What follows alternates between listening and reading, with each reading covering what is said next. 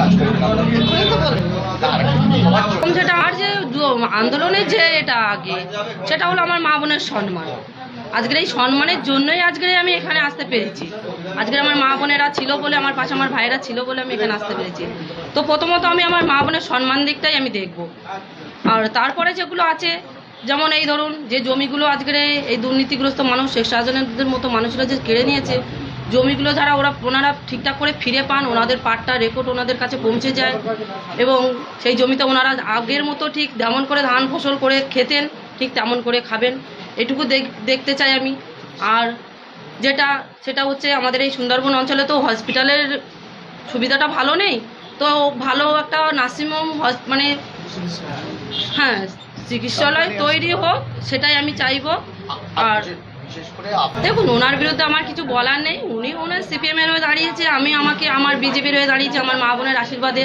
আর তার থেকেও বড় আশীর্বাদ হচ্ছে আমার মাননীয় প্রধানমন্ত্রী জি আছেন, ওনার আশীর্বাদে।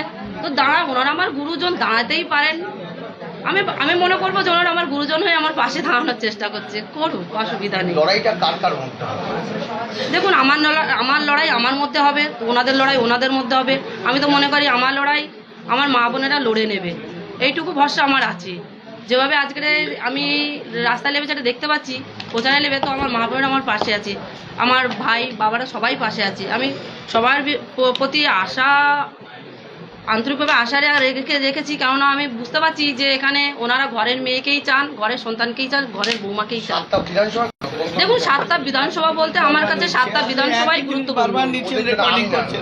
না, এই সময়টা আমাদের চলে যাচ্ছে 100%। যেভাবে আমার মা বোনেরা ভাইয়েরা বাবারা আছে, তো এতে 100%। আজকের